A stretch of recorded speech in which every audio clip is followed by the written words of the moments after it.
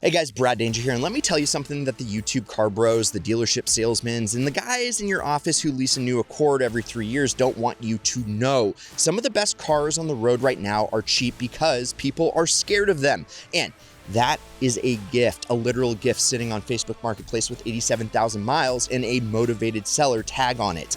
I built an entire business understanding why people buy things and, more importantly, why they don't buy things. Fear, status, the herd. Someone saw a YouTube thumbnail with a flaming Dodge in it and now they won't touch anything with a Pentastar badge. Meanwhile, the guy that actually did his homework, he's driving a fully loaded V6 Chrysler 300 for 11,000 bucks and laughing all the way to the gas station. Let's go car by car, and remember to go to winthisIdealcar.com right now, pin in the first comment to get 100 free entries to win my Shelby or my Supra plus $100,000 in cold hard cash. Like, subscribe, and let's go. The Mitsubishi Mirage, the most disrespected car in America. Everybody clowned this car. Everybody. 3-cylinder engine, 78 horsepower, looked like a bar of soap that went to college. Car YouTube made memes about it. Drag racers laughed at it. Reddit's car forums dragged it through the mud like it owed them money. You know what all those people drive now? Probably a $650 per month lease payment. Here's what the Mirage actually is: a dead simple featherweight Econobox with an engine so undemanding it practically maintains itself. These things get destroyed in reviews because they compare it to a hot hatch. That's not the competition.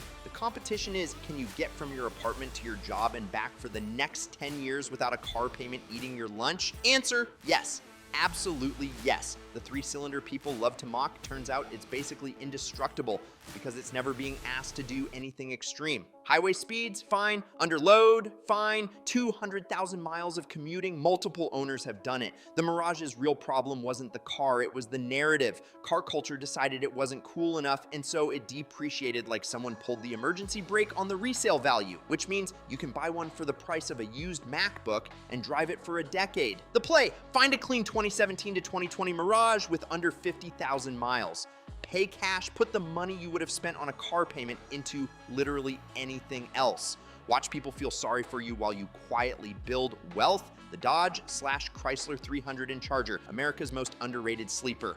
I want to talk to whoever decided these cars had bad reputations, because I think they got confused somewhere. Here's what a 300 or Charger actually is: rear-wheel drive, Hemi V8 available, genuinely luxurious interior, massive trunk, comfortable highway cruiser, relatively simple mechanically. Parts are everywhere because they sold 1 million of these things and they look like a car that costs twice as much. The reputation problem: 2 things. 1, Stellantis/FCA/Chrysler/whatever they're calling themselves gets lumped in as American trash by people who haven't driven one in 20 years. 2, the insurance rates on these are high because a certain type of buyer beats the hell out of them, which inflated the perception of unreliability. But here's the reality on the ground: the Pentastar V6, bulletproof. You will see these engines in everything from minivans to Jeeps, and they keep going. The Hemi, that engine has been around since before most of these car critics were born. Hey guys, real quick, win a Mark V Supra with that twin turbo straight 6 or a Shelby GT350 with that screamin' flat plane crank V8, plus cash. Hit the pinned comment down below and grab 100 free entries before they're gone.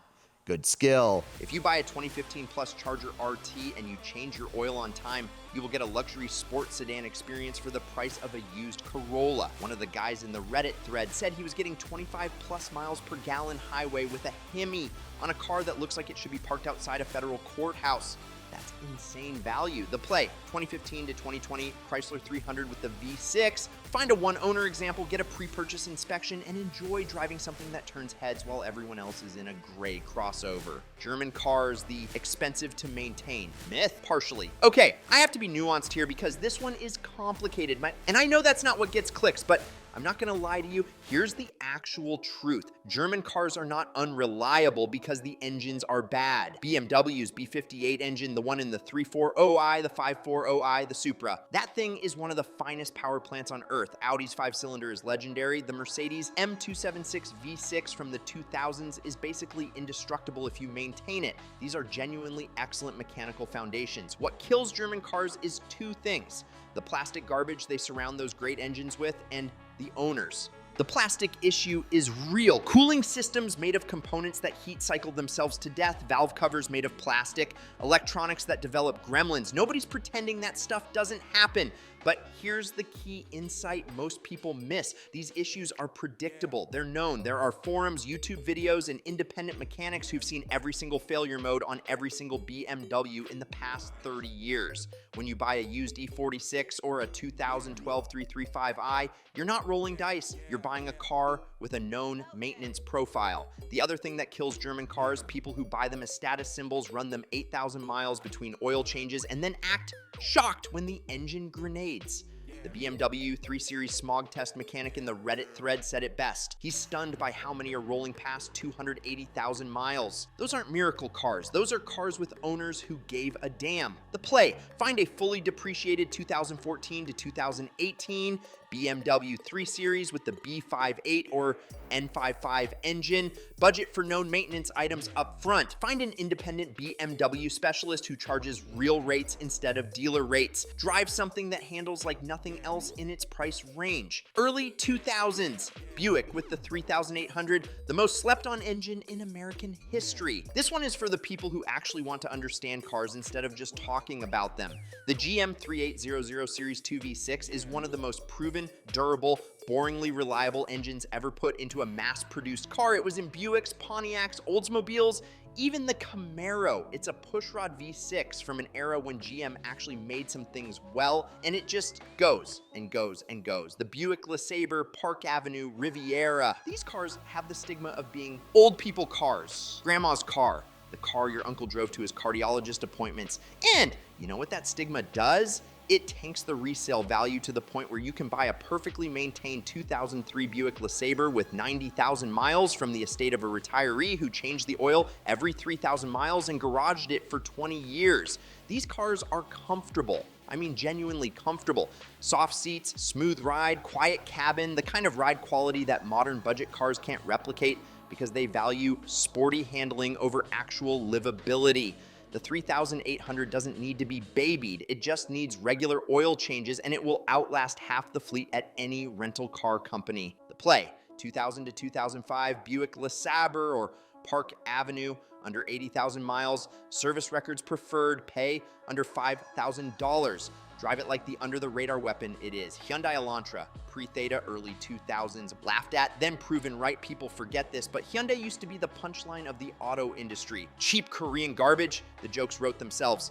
And then something funny happened, and the people who bought them because they were cheap discovered they just kept working. The early 2000s Hyundai Elantra made in Korea is genuinely close to indestructible if you change the oil. These things have been documented past 300,000 miles by owners who didn't do anything special. No secret sauce, no special additives, oil changes and tires. The bad reputation was built on the very early Hyundais, the Excel, the early 90s stuff that was genuinely flimsy. By the early 2000s, they had figured it out, but the reputation stuck, which kept prices low, which made them the best value on the used car market for a decade. Sound familiar? This is the exact same play with Kia right now. The Kia Soul, the Forte, the Optima, people still cringe a little at the badge, and the used prices reflect that, but the reliability data tells a different story. And here's the lesson that nobody wants to learn. The thing that I want you to take from all of this: the car market is a narrative market. The actual mechanical reliability of a vehicle matters less to its price than what people believe about it. YouTube thumbnails, Reddit horror stories, your cousin's bad experience, these things shape perception, and perception shapes price. The move is to separate story from data. When cars have a bad reputation, ask why specifically. Was it one problematic engine in one model year? Was it the owner who neglected maintenance? Was it a design flaw that's been fixed for a decade but the internet hasn't caught up? 9 times out of 10, unreliable car is the car that punished negligent owners and got blamed for it. The 10th time, it's a genuine lemon, and those exist too, so you have to do your work. But when you find the 9, when you find the Mirage or the 300 or the 3800 Buick or the depreciated German sports sedan with the rock-solid engine and the beatable maintenance profile, you buy it, you drive it, and you smile every single time someone feels sorry for you because you know something that they don't. And you also know that you can get 100 free entries by clicking the pin first comment to win a Shelby Supra plus $100,000 in cold hard cash. I'm Brad Danger. This is Ideal. Like, subscribe, check out some of these Ideal vids, and promise me one thing: keep living the ideal lifestyle.